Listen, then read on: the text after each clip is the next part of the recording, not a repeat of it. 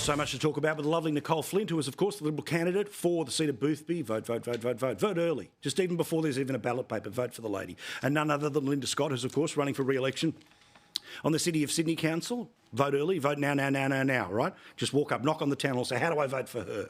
All right, let's start with this Welcome to Country thing that was apparently performed in the Attorney General's Department in Queensland.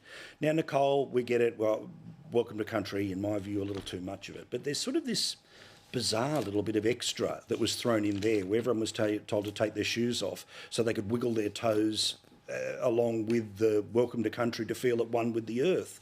Now, again, this thing is overused, it does have its place, but I think we all could agree we're in the wrong place when everyone's being told to whip their shoes off for it.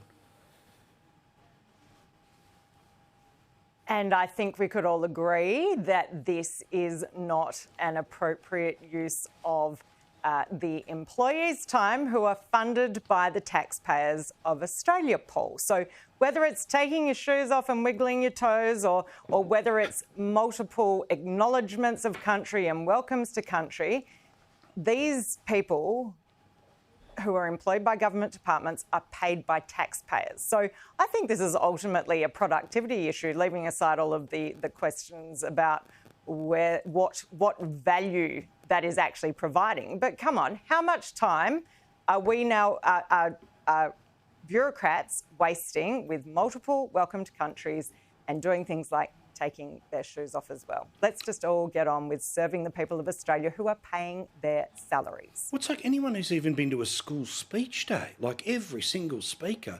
Now again, Linda, I understand the respect of previous traditions, the respect of previous customs. I understand the concept, right?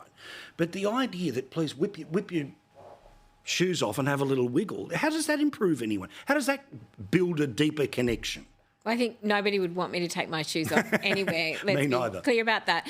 But I do think that every time we do a Welcome to Country, it reminds us that the land was Indigenous land. And in many cases, that land has not given back. It was stolen. But do you forget in the 2 hours since the last Welcome to Country? I know. I've learnt so much through in the City of Sydney. Gadigal elders, every time they do a Welcome to Country, teach me a little bit more about some local history.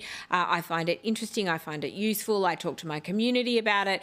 And I think it's a really important tradition to recognise history, learn more about our beautiful nation, but also recognise the past injustices and commit ourselves to doing a little bit more to redress them into the future. I don't think that's too much to ask to celebrate the oldest continuing culture in the world, and that is our Aboriginal culture. We should be celebrating and talking about that. And if people who work in the service of the public are doing that at the start of a significant event, like a opening of a building, I'm not sure the circumstances of this Welcome to Country. Well, I think that's a lovely thing to do. But there's a lot of times it ain't that significant, like the start of a job interview or, as I say, the fourth person making a speech on any one day. Again, I get what the purpose of it is, whether it's overused or not. Kind of think we're on the little overused side. All right,